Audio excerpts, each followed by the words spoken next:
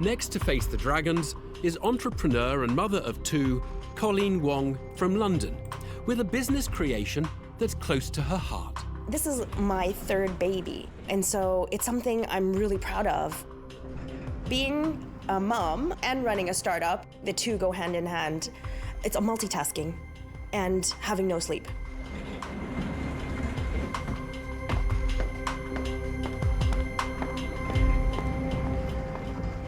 Hello, dragons.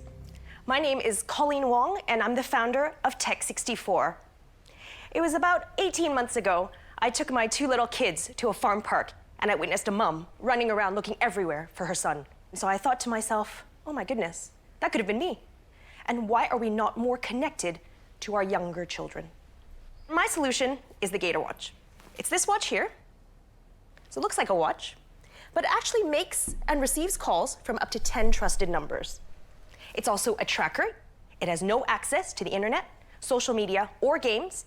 Last year, in the fall, I began to work with a technology distributor, and my Gator Watch is now sold at Bentall's in Kingston, on Amazon, and John Lewis online.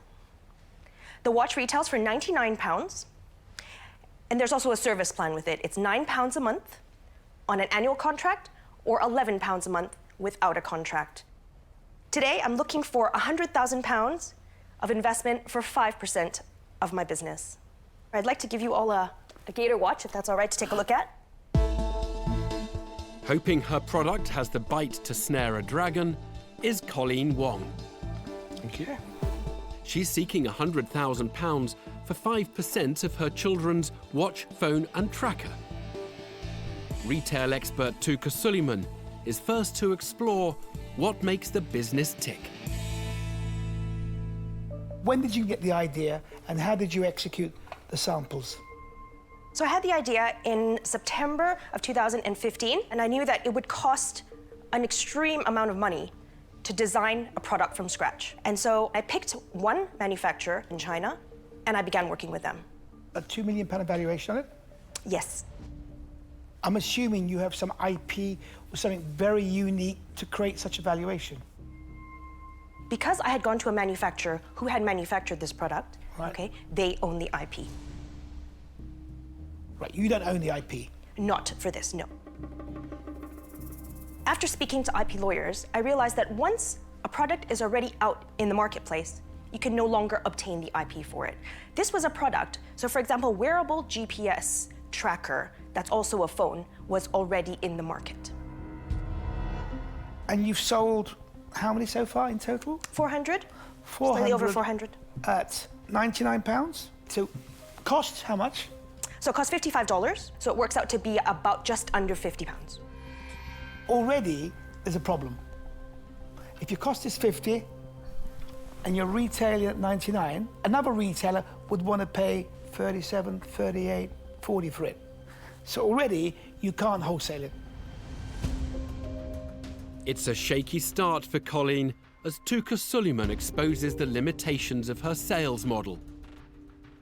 But dad of two, Tej Lalvani, is more interested in how smart the child-friendly watch is. Is it waterproof? It's splashproof. So a kid can't use it in a swimming pool? No. Okay, But so a bit of rain will is protect fine. it. Yeah. And can it receive text messages? No. So when you said that there's a data plan on it, what's the data plan for? It's for GPS tracking and Wi-Fi tracking. So you can't send a message to your kid if you want them to read it? No. You've made a fatal error walking into this den with a £2 million valuation. I think not only does it say a lot about the company, but it says a lot about you. And that makes me unsure about you as a person to invest in. A bitter blow for Colleen as Tej Lalvani hands out a damning assessment of her company price tag. A subject that's also rendered Deborah Meaden a little dumbfounded. I'm a bit stunned by the £2 million valuation. Peter, can I ask you, how long would it take me to find somebody to just go and buy these and do the same sort of deal? By the end of tomorrow? By the end of tomorrow. So there's no barrier to entry? No. If I could explain the reason for my 2 million valuation. So I work closely with my distributor, and we've worked together to determine what our forecasts are for sales up till the end of the year. I'm going to have to stop you here. So I am honestly, genuinely stunned. What year is this You from? are forecasting in markets that I can get into just like that. Peter's telling me I could get this product 2010. by end of play tomorrow. It's actually a bit of a cheeky valuation. Valuations are a combination of either track record, barriers to entry, you can do something much faster than I could possibly ever do it, IP that says you can't even enter this market without me.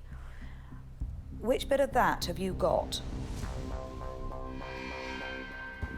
While I've been working with my manufacturer in China, and he's seeing that the brand is growing here in the UK, we've come to an agreement that we are going to join together and jointly own the IP. Sorry, the brand is growing. You've sold 400 watches, but you value your business at £2 million, which is, I'm getting more annoyed as I even say it. Deborah Meaden takes exception to the company's 7-figure valuation. Now, Jenny Campbell wants to know how vital Colleen is to the business setup. Can I just understand, you've got the manufacturer in China owns the IP. Why do they need you? What do you add to that?